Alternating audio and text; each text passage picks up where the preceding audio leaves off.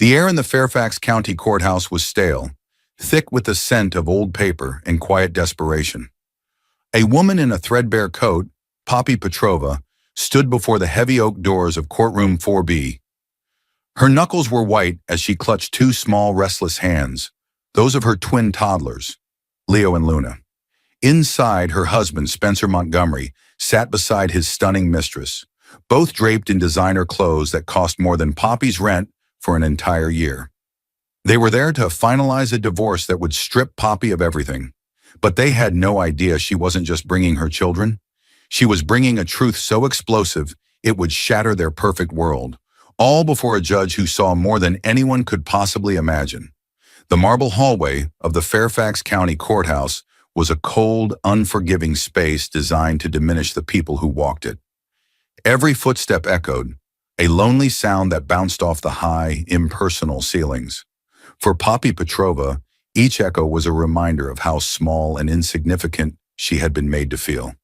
She tightened her grip on the hands of her 2-year-old twins, Leo and Luna. Leo, with his father's serious brown eyes, looked up at her, his small brow furrowed with confusion. Luna, a miniature version of Poppy with wisps of blonde hair, buried her face in the worn fabric of her mother's coat, whimpering softly. "It's okay, my loves," Poppy whispered, her voice a fragile thing in the vast space. "Mommy's here. It will all be over soon." It was a lie, and she knew it. Nothing about this day would be over soon.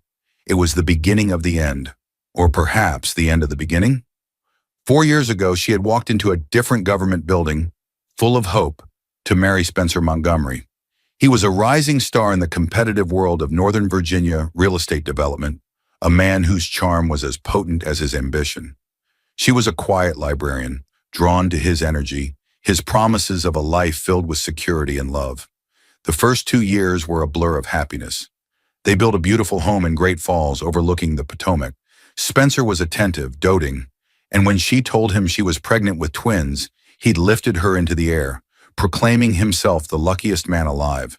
The twins were his legacy, he'd said, the future of the Montgomery name. Then Bianca Langley entered their lives. Poppy first saw her at a charity gala Spencer had insisted they attend. Bianca was everything Poppy wasn't. She was impossibly chic, with raven hair cut in a severe, stylish bob, and a confidence that bordered on arrogance. She was a senior associate at a rival development firm, and she'd attached herself to Spencer with a predatory focus. Poppy had watched, a knot of dread tightening in her stomach as Spencer's attention shifted, subtly at first, then completely. The excuses began. Late nights at the office, business trips that stretched over weekends. Then came the coldness, the dismissive waves of his hand when she tried to talk to him. The final blow came 6 months ago when he announced he was leaving. He'd already had an apartment in Arlington, a sleek, modern place he now shared with Bianca. He'd also frozen their joint accounts, leaving Poppy with a dwindling savings account and 2 toddlers to care for. His divorce petition was brutal. It painted her as an unstable, unfit mother, demanding full custody of the children he hadn't bothered to see in weeks. He offered her a pittance of a settlement, contingent on her surrendering all parental rights. "It's for the best, Poppy," his lawyer, a silver-haired shark named Mr. Gideon, had told her over the phone. "The children will be raised with the resources they deserve. You can start over." Start over? Leo and Luna were not a rough draft she could simply discard. They were her entire world, so she fought back. She used what little money she had to hire a legal aid lawyer, a young, earnest, but clearly overwhelmed man named David Chen. And she had come here today, with her children in tow because she couldn't afford a babysitter, to face the man she once loved and the woman who had destroyed her family. The heavy doors to courtroom 4B swung open. A bailiff with a weary face called out the case. "Montgomery versus Montgomery. Custody and divorce hearing." Poppy took a deep breath, straightened her back, and walked in. The room was smaller than she expected, paneled in dark wood that seemed to absorb all the light. Spencer and Bianca were already seated at the plaintiff's table. Spencer, in a perfectly tailored charcoal suit from Savile Row, refused to look at her. He stared straight ahead at the judge's bench, his jaw set in a hard line. Bianca, however, turned her head slowly, a venomous smile playing on her lips. She was wearing a cream-colored silk dress that probably cost 3 months of Poppy's old salary. Her eyes, cold and dark, flickered down to the twins, and her perfect smile tightened into a sneer of undisguised contempt. The message was clear. You and your messy, inconvenient children do not belong here. Poppy ignored her. She led Leo and Luna to the respondents' table, where David Chen was nervously shuffling a stack of papers. He gave her a weak, encouraging smile. They shouldn't be here, Poppy, he whispered, his eyes darting toward the judge's empty chair. It looks bad. I have no choice, David, Poppy replied, her voice low but firm. She settled the children onto the bench beside her, pulling a small, tattered picture book and 2 quiet puzzles from her oversized bag. They are the reason we're here. Let the court see them. Let their father see them. But Spencer wasn't looking. He was leaning in, whispering something in Bianca's ear. Bianca laughed, a low, throaty sound that was utterly out of place in the solemn courtroom. The sound cut through Poppy like a shard of glass. It was the sound of victory, of entitlement, of a battle they were certain they had already won. A sharp rap of a gavel cut through the tension. All rise, the bailiff called out. An older woman with a severe bun of gray hair and sharp, intelligent eyes walked in and took her seat at the bench. She surveyed the room, her gaze lingering for a moment on Spencer and Bianca, then on Poppy, and finally, with a flicker of something unreadable, on the 2 small children sitting quietly with their puzzles. The Honorable Judge Mildred Carmichael presiding, the bailiff announced. Please be seated. Judge Carmichael opened the file in front of her. Her face was a mask of judicial neutrality, but her eyes, Poppy thought, missed nothing. Mr. Gideon, the judge said, her voice crisp and clear. You may begin. Mr. Gideon rose, smooth and confident. Thank you, Your Honor. We are here today to address a straightforward, if unfortunate, matter. My client, Mr. Spencer Montgomery, seeks to dissolve his marriage to Ms. Poppy Petrova. Furthermore, he is petitioning for sole custody of their 2 children, Leo and Luna Montgomery. He paused, letting the words hang in the air, before turning a pitying look towards Poppy. It is Mr. Montgomery's belief, supported by substantial evidence we will present today, that Ms. Petrova is not currently capable of providing a stable and suitable environment for these children. Her emotional state has become erratic. Her financial situation is dire. Mr. Montgomery, on the other hand, is prepared to offer them a life of unparalleled opportunity, stability, and care. Poppy's blood ran cold. Erratic? Dire? He had engineered her financial situation. He had caused her emotional distress. She felt David place a calming hand on her arm. Stay calm, he murmured. It's just rhetoric. We'll get our turn. But as Mr. Gideon launched into his opening statement, weaving a tapestry of lies and half-truths, Poppy felt a wave of despair wash over her. He made her sound like a hysterical, incompetent pauper. He spoke of Spencer's generosity, his pain at having to make this difficult decision, his deep and abiding love for his children. Through it all, Spencer stared ahead, a mask of stoic sorrow on his handsome face. Bianca watched Poppy, her eyes glittering with triumph. It was a perfectly choreographed performance. And in that moment, Poppy knew this couldn't be a fair fight. They had all the money, all the power, and the best lawyer in the state. All she had was the truth. She could only pray that, in a room built on procedure and precedent, the truth would be enough. Mr. Gideon was a master of his craft. He moved around the courtroom with the predatory grace of a panther, his voice a carefully modulated instrument that could convey sympathy, disappointment, and grave concern all in the same sentence. He wasn't just a lawyer, he was a storyteller. And the story he was telling was of a benevolent, successful man being dragged down by a clinging, unstable wife. Your Honor, Gideon began, we will present evidence of Ms. Petrova's increasing volatility. We have testimony from a former neighbor, a Ms. Jenkins, who will speak to episodes of distress, shouting, crying, items being thrown within the home during the final months of the marriage. Poppy's jaw tightened. Ms. Jenkins was an elderly woman who Spencer had charmed, bringing her groceries and fixing her leaky faucet. Poppy, meanwhile, had been isolated, dealing with the stress of a crumbling marriage and 2 infants. The shouting was her begging Spencer not to leave, and the item thrown, was a single baby rattle tossed in frustration into an empty crib after Spencer had stormed out for the third night in a row. They were twisting her pain into a weapon against her.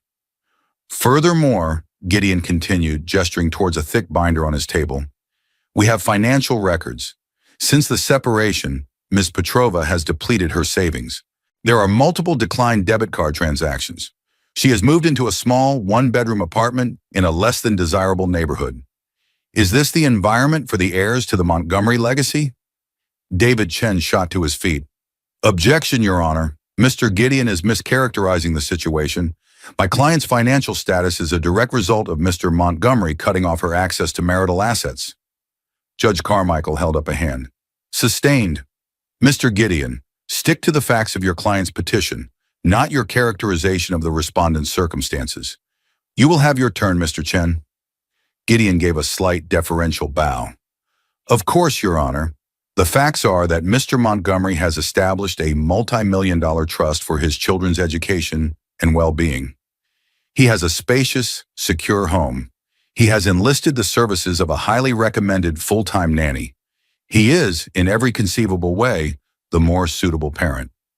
As he spoke, Bianca shifted in her seat, placing a perfectly manicured hand on Spencer's arm. It was a gesture of possessive support, a silent declaration that she was part of this new, stable life he was offering. She looked every bit the part of the perfect corporate wife, a woman who would manage a household with the same ruthless efficiency she applied to a business merger. Poppy looked down at her own hands, chapped from washing baby bottles in a cramped kitchenette.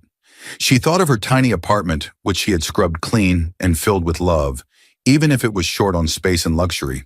She thought of the sleepless nights walking the floor with a colicky Leo while Luna was teething. Where was Spencer then? He was building his new life, his new image with Bianca. Judge Carmichael was watching them all, her expression unreadable. Her eyes, however, seemed to linger on Bianca. Mr. Montgomery, the judge said suddenly, her voice cutting through Gideon's monologue. Is this woman, she gestured with her pen towards Bianca, Ms. Bianca Langley, your current partner? Spencer was momentarily taken aback. Yes, Your Honor. Bianca and I are together. She has been a tremendous source of support during this difficult time. I see, the judge said, making a small note on her pad. And does she intend to be involved in the children's lives? Should you be granted sole custody? Absolutely, Spencer said, his confidence returning. Bianca adores the twins. She looks forward to being a positive and influential figure in their upbringing. A small, choked sound escaped Poppy's lips. Adores them? Bianca had met them once, a staged 10-minute encounter in a park where she'd barely looked at them, spending more time checking her reflection in her phone screen. Luna, perhaps sensing her mother's distress, began to fuss. She squirmed on the bench and let out a small cry. Mama, up! Poppy's heart hammered against her ribs. This was exactly what she had feared, what David had warned her about. A disruption, proof of her inability to control her own children. She quickly reached into her bag and pulled out a small sippy cup of water and a cracker, murmuring soft reassurances. Luna took it, her whimpers subsiding into quiet sniffles as she leaned against her mother. Bianca rolled her eyes dramatically, a theatrical sigh escaping her lips. It was a small gesture, but it was meant for the judge to see. It said, "See? This is what we're dealing with." Chaos. Mr. Gideon seized the moment. As you can see, Your Honor, even the solemnity of a courtroom is a challenge. A large home, with dedicated playrooms and professional care, is what these children require. He then proceeded to call his first witness, a child psychologist, Dr. Alistair Finch. Oops, that name is on the forbidden list. Let's change it. He called a child psychologist, Dr. Robert Peterson. Dr. Peterson was a slick, well-rehearsed professional who had clearly been paid handsomely for his testimony. He had conducted a 1-hour assessment of Spencer in his pristine Arlington apartment without the children present. Dr. Peterson, Gideon asked, based on your evaluation of Mr. Montgomery and his proposed living situation, what is your professional opinion? Dr. Peterson adjusted his glasses. In my professional opinion, Mr. Montgomery has created an environment that is not only financially secure, but also structured to provide optimal developmental support. He has a clear and thoughtful parenting plan. The stability he offers is textbook for fostering healthy, successful children. And what about the current situation with their mother? I have not evaluated Ms. Petrova, Dr. Peterson admitted, but based on the financial and residential instability described, a child's sense of security could be significantly undermined. Inconsistent environments can lead to anxiety and attachment disorders in children this young. Every word was a carefully chosen dart, and they all found their mark. Poppy felt her hope beginning to fray. They were building a gilded cage of lies around her, and she was trapped inside, watching as they prepared to take her children away. Spencer wouldn't even look at her. He was an actor playing a role. The concerned father, the wronged husband. He had convinced himself of his own fiction. David Chen did his best on cross-examination. Dr. Peterson, you never actually met the children, is that correct? My evaluation was of the parental candidate, Mr. Montgomery. So you have no first-hand knowledge of Ms. Petrova's parenting or her bond with her children? I can only testify to what I have observed, which is a man who paid you a substantial fee for a favorable opinion, David muttered, just loud enough for Poppy to hear. No further questions. It was a small victory, but it felt hollow. The damage was done. The narrative had been set. Spencer was stability and success. Poppy was poverty and chaos. Judge Carmichael made another note. She looked from the smug face of Dr. Peterson to the anxious face of Poppy, who was now quietly stroking Luna's hair as the little girl drifted to sleep on her lap. Leo sat beside them, his eyes wide, watching everything with a solemnity far beyond his years. The judge's gaze was penetrating, as if she were looking past the legal arguments and trying to read the very souls of the people in her courtroom. We will take a 15-minute recess, Judge Carmichael announced, her voice even, and when we return, we will hear from the respondent. As Spencer and Bianca swept out of the courtroom with their lawyer, laughing quietly, Poppy felt a tremor of fear. Her turn was coming. Her turn to fight back with her flimsy collection of truths against their fortress of lies. And she was terrified it wouldn't be nearly enough. The 15-minute recess felt like both a lifetime and no time at all. Poppy led the twins to a quiet corner of the echoing hallway, giving Leo a small juice box and rocking the now sleeping Luna in her arms. David approached her, his face grim. That was rough, Poppy, he said, running a hand through his already messy hair. Gideon is good. He's painting a picture, and right now it's the only one the judge has seen. So what do we do, David?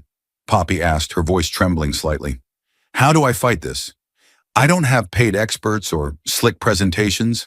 I just have this. From her bag, she pulled a small, worn photo album. It was the only thing, aside from her children and a few pieces of clothing, that she had made sure to take from the house in Great Falls. David opened it. The pages were filled with pictures from the last 2 years. Poppy, her face round and glowing with pregnancy. Spencer, with a genuine, unforced smile, holding his newborn son for the first time. The twins in matching onesies, sleeping in their cribs, birthday parties, trips to the park, messy spaghetti dinners. In every single photo of the children, Poppy was there, smiling, comforting, feeding, playing. Spencer appeared in the first few pages, but his presence gradually faded, replaced by empty spaces at the table and solo pictures of Poppy with the kids. The last dozen pages were just her and the twins.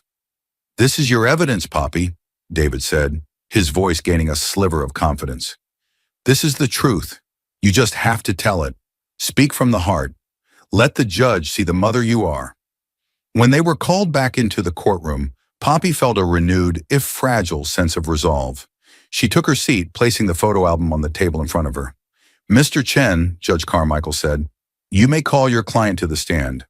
Poppy's heart pounded as she walked to the witness box. The wood felt cold and solid beneath her hand as she was sworn in. She sat down, acutely aware of every eye in the room on her. Spencer still wouldn't look at her, but she could feel the heat of Bianca's glare. David began gently.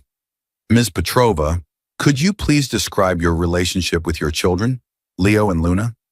They are my world, Poppy said, her voice soft but clear. From the moment they were born, I have been their primary caregiver. I feed them. I bathe them. I read to them every night. I know that Leo can't sleep without his blue teddy bear, and that Luna gets hiccups if she drinks her milk too fast.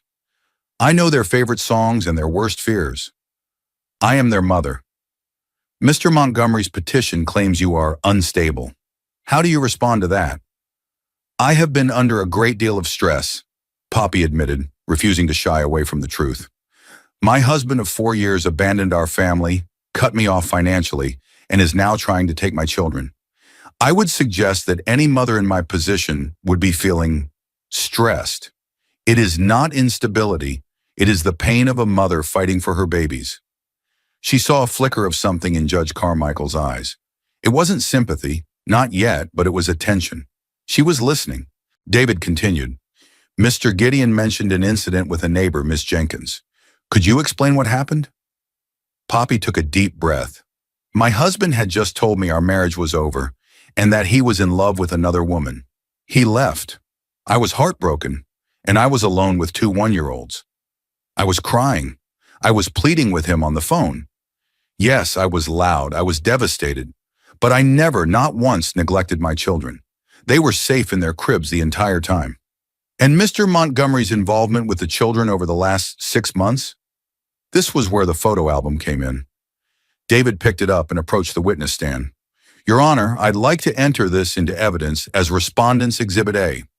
He handed it to the bailiff, who gave it to the judge. Judge Carmichael opened the album and began turning the pages slowly. The silence in the courtroom was absolute. She saw the story unfold in pictures. The happy family, then the slowly absenting father, then the mother and children, alone but still smiling. Her expression remained neutral, but she studied each photograph with intense focus. Poppy's voice gained strength as she looked at the album in the judge's hands. Spencer was a wonderful father at first, but as his relationship with Ms. Langley grew, his time with us shrank. In the last 6 months since he moved out, he has seen the children a total of 4 times. Each visit lasted less than an hour. He has never once changed a diaper. He has never fed them a meal. He has never put them to bed. He calls himself their father, but he has been a visitor in their lives. She then produced her own evidence, printed emails and text messages. These are my attempts to arrange visits, she said, her voice steady. Dozens of them. Here is his reply to my request for him to attend their 2nd birthday party. Sorry, tied up with a closing. Here is his reply when I told him Leo had a high fever. Let me know what the doctor says. He didn't offer to come. He didn't even call to check on him. David presented the stack of papers to the bailiff. As Judge Carmichael reviewed them, a deep frown creased her forehead. The carefully constructed image of the concerned father was beginning to crack. Poppy looked directly at Spencer. For the first time, he met her gaze. His eyes were cold, angry. He was furious that she was exposing him. I may not have money right now, Spencer, she said, her voice ringing with conviction, directed as much at him as at the judge. You made sure of that. Our apartment may be small, but it is filled with love and security. Every single day, my children know they are loved. They know their mother will be there for them no matter what. Can you say the same? Can you offer them a father, or just a trust fund and a nanny who will raise them while you and Ms. Langley are busy with your closings and your galas? The courtroom was silent. Bianca was whispering furiously into Spencer's ear, her face a mask of rage. Spencer's facade of calm was gone, replaced by a sullen resentment. But then it was Mr. Gideon's turn for cross-examination. He rose, his expression one of deep, sorrowful disappointment. Ms. Petrova, he began, his voice dripping with condescension. This is all very touching. A lovely story. But let's talk about reality. You have no job, correct? I was a librarian. I gave up my career to raise our children, at my husband's request. But you have no current income, is that correct? Yes.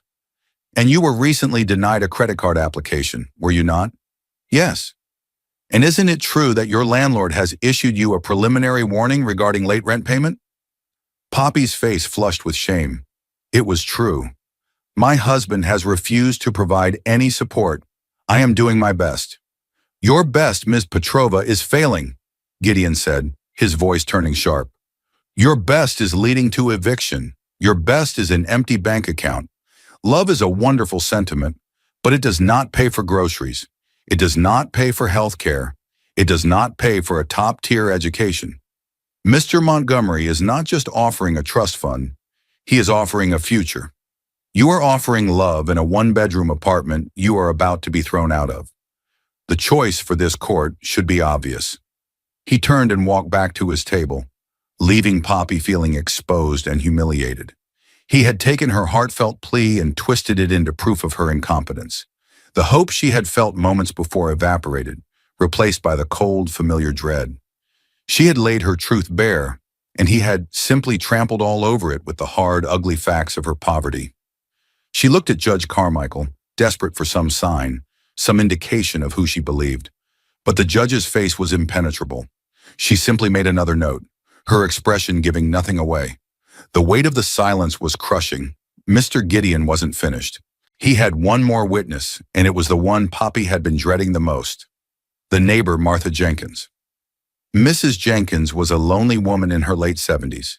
Spencer had always made a point of mowing her lawn or bringing over her newspaper, small acts of performative kindness that had won her loyalty. She hobbled to the stand, a frail woman with cloudy eyes looking visibly uncomfortable. Gideon treated her with kid gloves, his voice soft and respectful. Mrs. Jenkins, you lived next door to the Montgomerys for 2 years, correct? Yes, that's right. Lovely young couple. At first. And in the last few months before Mr. Montgomery was forced to leave the family home, did you notice any changes in Ms. Petrova's behavior? Mrs. Jenkins fidgeted with her handbag. Well, there was a lot of noise, crying. The poor dear seemed very upset all the time. Did you ever hear shouting? Gideon prodded gently. Oh yes, quite a bit of shouting. And one evening I heard a loud crash. It sounded like something breaking. Poppy closed her eyes. It was the baby rattle. It had hit the plastic side of the crib. A crash. This was how they did it. They took a kernel of truth and nurtured it into a monstrous lie. And were you concerned for the children, Mrs. Jenkins? Well, a mother in that state, you do worry. Spencer, Mr. Montgomery, he was always so calm and put together. It was a shame, a terrible shame.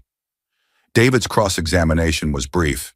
He knew there was little point in trying to badger an elderly woman who genuinely believed what she was saying. Mrs. Jenkins, David asked kindly, did you ever see Miss Petrova harm her children? Oh, heavens, no, she adored those babies. Did you ever see them looking hungry or uncared for? No, they were always dressed nicely. She was always with them. So your testimony is simply that you heard a grieving wife who had just been told her husband was leaving her for another woman, crying and shouting in the privacy of her own home? Gideon leaped to his feet. Objection. Counsel is leading the witness and mischaracterizing her testimony. Sustained, Judge Carmichael said, though her eyes were fixed on Mrs. Jenkins. Mr. Chen, rephrase. No further questions, Your Honor, David said, sighing. The damage, however small, was done.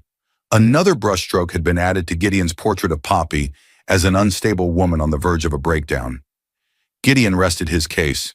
Your Honor, the evidence is clear. Mr. Montgomery offers a life of boundless opportunity. Ms. Petrova, despite her intentions, offers a life of instability and impending poverty. The choice for the children's welfare is unequivocal. The room was heavy with a sense of finality. Poppy felt as if the walls were closing in. She had shared her truth, but it seemed fragile and insignificant next to the mountain of carefully crafted evidence Spencer's money had bought. She looked at the twins. Luna was still asleep on her lap, her small chest rising and falling rhythmically.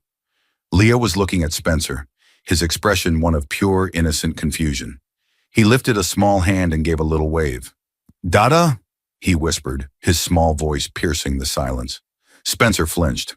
For the first time, a genuine emotion, not anger, but something akin to shame, crossed his face. He quickly looked away, turning his attention to Bianca, who placed a proprietary hand on his knee, as if staking her claim. And that's when it happened. A shift in the room's dynamics. It began not with a shout, but with the quiet rustle of paper. Judge Carmichael, who had been listening impassively, closed the main case file in front of her.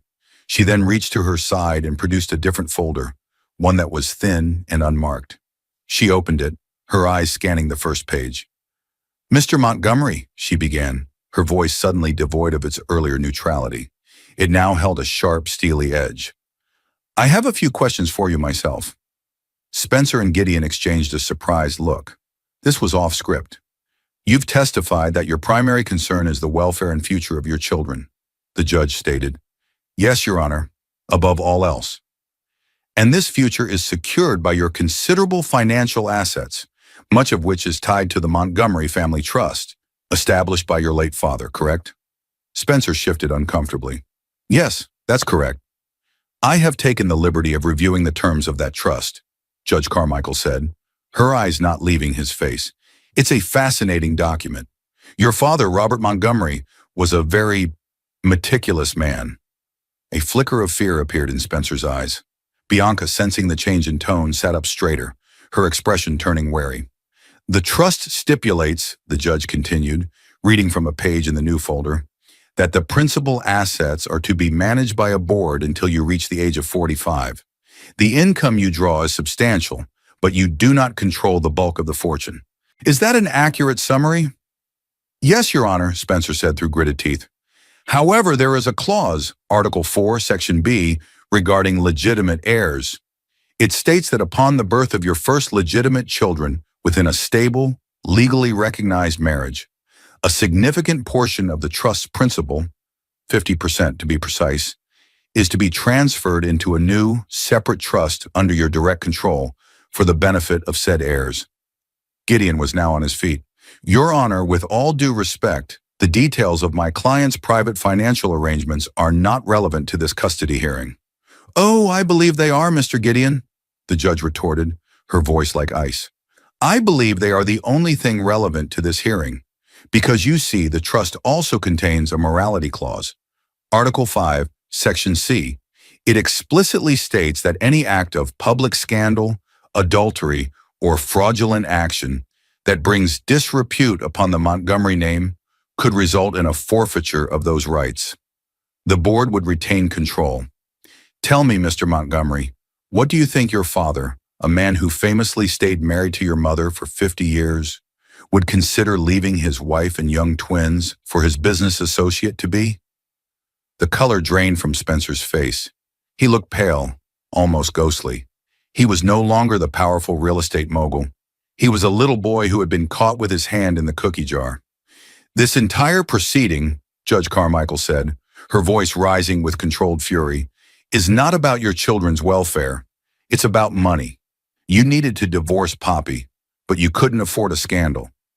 So you concocted this story. You painted the mother of your children as unstable to secure sole custody, silence her with a meager payout, and ensure the board of your father's trust saw you as the stable parent, thereby releasing tens of millions of dollars into your control." Poppy stared, dumbfounded. The judge saw it. She saw it all. She saw right through the lies, the expensive suit, the rehearsed testimony. She saw the truth, but the judge wasn't finished. She turned her piercing gaze away from the crumbling Spencer and settled it, with the force of a physical blow, on the woman sitting next to him. "However, it seems Mr. Montgomery is not the only person in this room with secrets. Miss Langley, would you please stand?" Bianca looked utterly bewildered. I don't understand, Your Honor." "Oh, I think you will," Judge Carmichael said, a grim satisfaction in her voice as she flipped to the next page in her secret folder. "Because my court investigator had a very busy weekend, and the story he uncovered is even more interesting than Mr. Montgomery's financial desperation." The air in the courtroom crackled with a new dangerous energy. All the carefully constructed arguments and legal maneuvering had been swept away. Judge Carmichael was no longer just a neutral arbiter. She was an inquisitor, and her secret folder was her instrument of judgment. Bianca Langley stood hesitantly, a look of confusion warring with indignation on her face. "Your Honor, I am not a party to this case. I don't see why I am being addressed." "You made yourself a party to this case, Ms. Langley, when you conspired with Mr. Montgomery to defraud this court and strip a mother of her children," the judge said, her voice sharp and unforgiving. "And you did so under a false name." A collective gasp went through the small public gallery. Spencer swiveled his head to look at Bianca. his eyes wide with shock and dawning horror. Mr. Gideon looked as if he'd been struck by lightning. "My name is Bianca Langley," she insisted, her voice rising an octave. "I am a senior acquisitions associate at Paradigm Holdings. This is ridiculous." "Is it?" Judge Carmichael leaned forward, her eyes narrowing. "According to the birth certificate my investigator found in a small town in rural Ohio, your name is Bridget Larkin. Does that name ring a bell?" Bianca's face went white. The mask of cool, sophisticated confidence shattered, revealing a raw, primal fear beneath. "That's not... I don't know who that is." "Let me refresh your memory," the judge continued, her voice relentless. "Bridget Larkin graduated high school with a less-than-stellar record, moved to Chicago at 19, took a job as a paralegal at a firm specializing in high-net-worth divorces, a firm from which she was fired under suspicion of stealing client data. Sound familiar?" Poppy watched, mesmerized. This was a woman she didn't recognize. The polished, untouchable rival was dissolving before her very eyes, replaced by a cheap con artist. "After Chicago, you disappeared for a few years," the judge went on, consulting her notes. "Then a woman named Bella Laurent appeared in Miami. She became involved with a wealthy hotelier, a man twice her age. Their whirlwind romance ended abruptly when he discovered she had been systematically liquidating some of his smaller assets into an offshore account. He declined to press charges to avoid a scandal, but Bella Laurent vanished." Spencer made a choking sound. He was staring at the woman beside him as if she were a complete stranger. "And then, 2 years ago, a Bianca Langley surfaced in Northern Virginia," Judge Carmichael concluded, her voice ringing with finality. "With a fabricated resume and a portfolio of mysteriously acquired investment capital, she landed a job at Paradigm Holdings, where she quickly identified her next target. A man with a rich wife, a brand new family, and most importantly, a very large family trust he was desperate to control. You didn't just stumble into Spencer Montgomery's life, you targeted him." The silence in the courtroom was absolute. Even the bailiff seemed to be holding his breath. Leo and Luna were both awake now, watching the drama unfold with wide, uncomprehending eyes. "This is slander!" Bianca shrieked, her voice raw and panicked. "You have no proof." "Oh, but I do," the judge said calmly. She lifted a document from her folder. "This is a copy of a wire transfer from 3 months ago. A transfer for $50,000, made from Mr. Montgomery's personal account to a holding company. And this," she held up a second document, "is the incorporation paper for that holding company. The sole director is listed as Bridget Larkin." Spencer slumped in his chair as if his strings had been cut. "She told me it was an investment," he mumbled, his voice hoarse with disbelief. "A real estate opportunity. She said it had to be discreet." "It was payment, Mr. Montgomery," Judge Carmichael corrected him coldly. "Payment for her expertise. She wasn't just your mistress. She was your business partner in a conspiracy.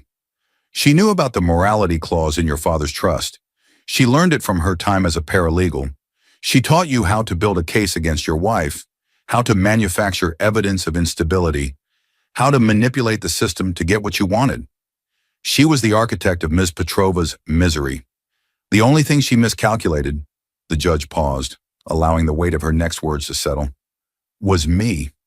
She looked directly at Bianca, or Bridget, her eyes blazing with contempt. "I've been on this bench for 30 years. I have seen every kind of greed and deception imaginable. I know the smell of a manufactured custody case when it walks into my courtroom.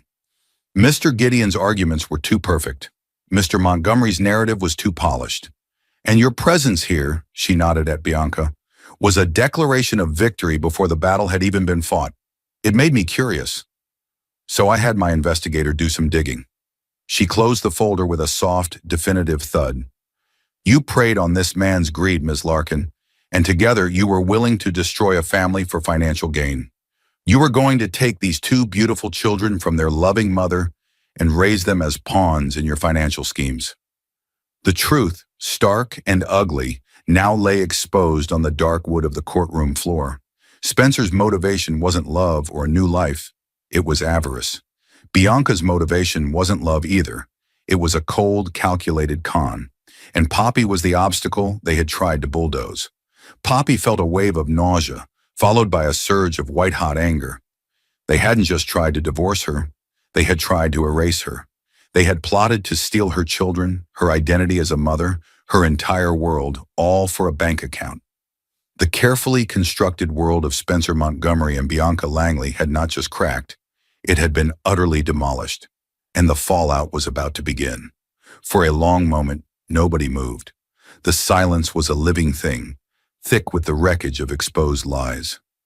Spencer sat frozen, his face a mask of utter devastation.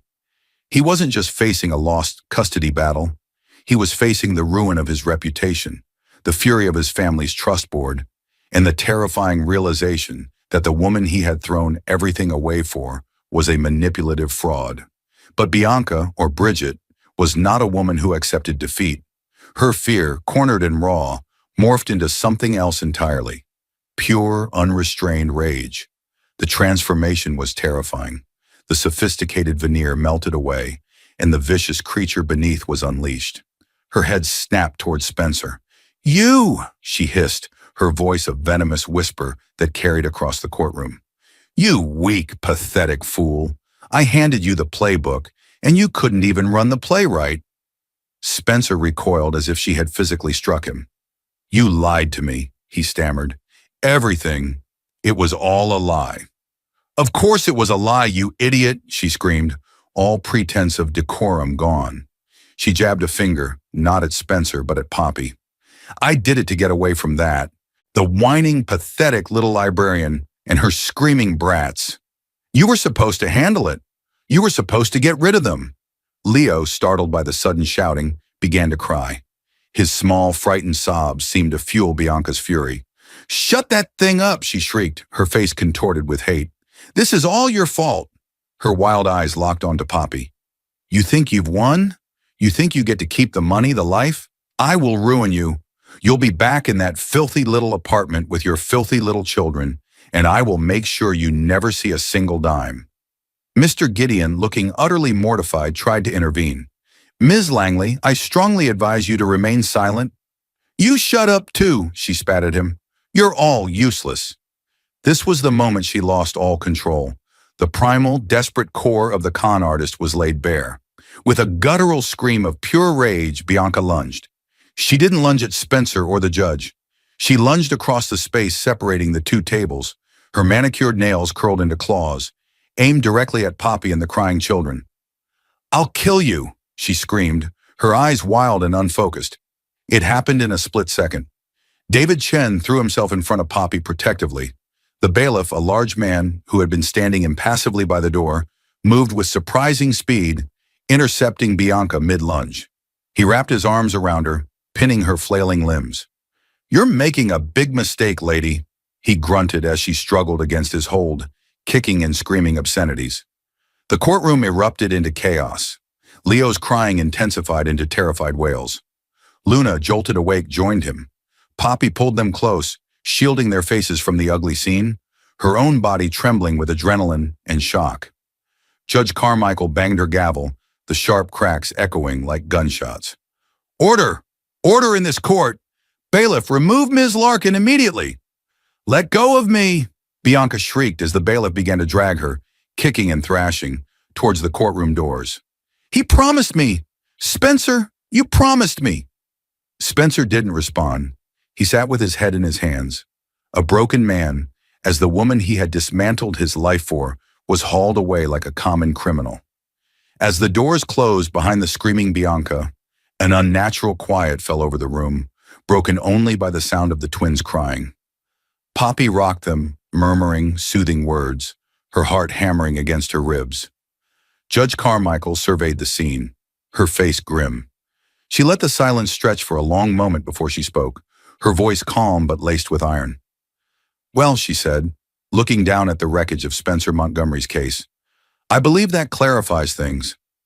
She looked at Mr. Gideon, who looked pale and shaken. "Mr. Gideon, given the revelations of the last 20 minutes, including perjury, conspiracy to commit fraud, and a violent outburst in my courtroom, do you have anything further to add in support of your client's petition for sole custody?" Gideon swallowed hard. He straightened his tie, a futile gesture of professionalism in the midst of a total disaster. No, Your Honor. The plaintiff withdraws the petition. I should think so, the judge said dryly. She then turned her gaze to Spencer. He looked up, his eyes hollow and defeated. Mr. Montgomery, she said, and now her voice was devoid of all sympathy. You have committed a grave offense. You have abused the justice system. You have conspired to defraud your own family's trust.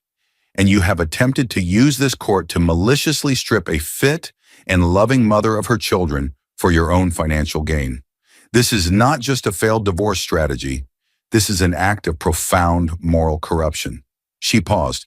The custody petition is dismissed with extreme prejudice. Ms. Petrova will retain sole physical and legal custody of Leo and Luna Montgomery. A temporary child support order will be issued, effective immediately, based on your full documented income from the trust, not your salary. I am ordering you to pay for Ms. Petrova's legal fees, and you will vacate the Great Falls property within 48 hours so that Ms. Petrova and your children can move back into their home. Poppy gasped. Move back home? Furthermore, the judge continued, her voice like granite, I am referring this entire case to the district attorney's office for a potential criminal investigation into conspiracy and perjury for both you and Ms. Larkin. I am also forwarding my findings to the board of the Montgomery Family Trust. I have a feeling they will be very interested in Article 5, Section C. Each word was a nail in the coffin of Spencer's life. He had lost everything. The money, the woman he'd thought he loved, his reputation, and in his greedy, desperate attempt to take his children, he had lost them too. The judge finally looked at Poppy. For the first time, her severe expression softened, and a hint of warmth entered her eyes. Ms. Petrova, she said, her voice gentle, you have endured a great deal. You have conducted yourself with dignity and courage. You are a good mother. Go home and take care of your children. This court will ensure you have the resources to do so. Tears streamed down Poppy's face. They weren't tears of sadness or fear, but of profound, overwhelming relief. She hugged her children tight, burying her face in their soft hair. The echoes in the cold courthouse hallway were finally gone, replaced by the sound of justice. 2 days later, Poppy stood in the foyer of the house in Great Falls. It was strange to be back. The last time she was here, she had been packing a single suitcase in a haze of tears, the ghost of Spencer's final, cruel words hanging in the air. Now the house was silent. He had taken his clothes, his personal effects, and everything related to Bianca. What remained was the life they had built before her, the life of a family. Leo and Luna, who had been overwhelmed and confused by the move to the small apartment, now seemed to recognize their old surroundings. They toddled unsteadily into the large living room, their faces lighting up with pure, unadulterated joy. Leo immediately went to the toy chest in the corner, pulling out the familiar wooden blocks and stuffed animals. Luna ran to the large glass doors that overlooked the backyard, pressing her tiny hands against the pane and babbling happily at the sight of her swing set. For the first time in 6 months, Poppy felt like she could breathe. The crushing weight that had been pressing on her chest for so long had finally lifted. She walked through the rooms, her footsteps sure and steady on the hardwood floors. This wasn't Spencer's house anymore. It was her children's home. It was her sanctuary. Her lawyer, David Chen, had called her that morning, his voice buzzing with excitement. The preliminary child support payment had already been wired to her new bank account. It was a staggering sum, far more than she had ever imagined. The judge had been true to her word, basing it on the full income Spencer drew from the trust, not the paltry salary he claimed on paper. The Montgomery Trust Board has convened an emergency meeting, David told her. Their lawyers are already in touch. It looks like they're invoking the morality clause. Spencer is likely going to be cut off, his future inheritance redirected to a new trust managed solely for the benefit of the twins, inaccessible to him. As for Bianca, or Bridget Larkin, she had been charged with contempt of court, assault, and was under investigation for fraud. Her carefully constructed life was in ashes. Spencer, facing his own legal battles and public humiliation, had apparently left town. He hadn't tried to contact Poppy or the children.